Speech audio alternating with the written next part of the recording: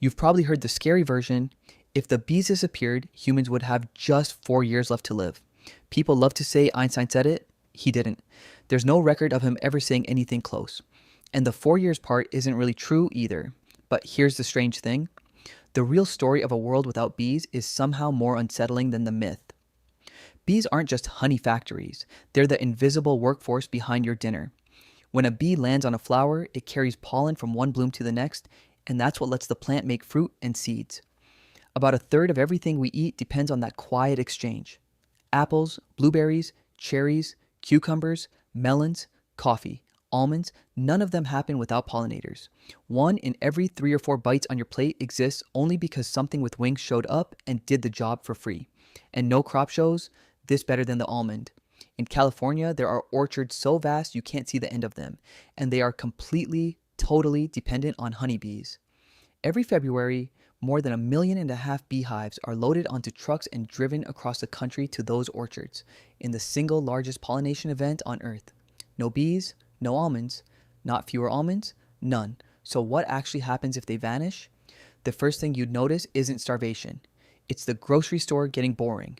The staples that feed the world, wheat, rice, corn, are pollinated by the wind, so bread and cereal survive. We wouldn't go extinct, but the colorful half of the supermarket, the fruits, the nuts, the vegetables, the things that actually keep you healthy would shrink, get rare, and get wildly expensive. Coffee could become a luxury. Diets across the planet would collapse down to a beige core of grains, and the vitamins we get from fresh produce would get harder and harder to find. Then it spreads past your plate. Huge amounts of farmland don't grow food for us. They grow food for animals, like the alfalfa and clover that feed cattle, and a lot of that leans on pollinators too. Less of that means less beef, less dairy. Even cotton depends partly on pollination. The shockwave moves out from fruit to meat to the shirt on your back. But the scariest part isn't the economy, it's that this isn't a hypothetical. In some places, it has already happened. In parts of southwest China, decades of heavy pesticide use and lost habitat wiped out the wild pollinators almost entirely. So every spring, in those regions, people climb the fruit trees themselves with little brushes and pots of pollen and pollinate every single blossom by hand, doing, slowly and clumsily, the job a bee does for free in a fraction of a second. It's a quiet preview of a world without bees, not a fiery apocalypse, but an exhausting, expensive struggle to replace something that used to be invisible and free. And it goes deeper than farms.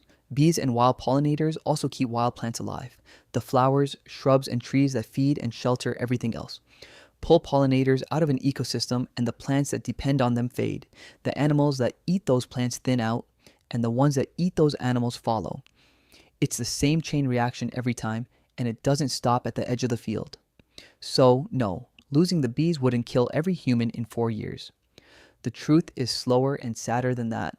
A world that still works, but is poorer, hungrier, more fragile, and a lot less alive. A gray world doing by hand and by accident.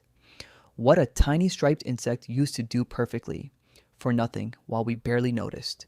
The good news is they're still here. So the next time one bumps against your window and you go to wave it away, maybe remember that little thing is holding up a corner of your entire world.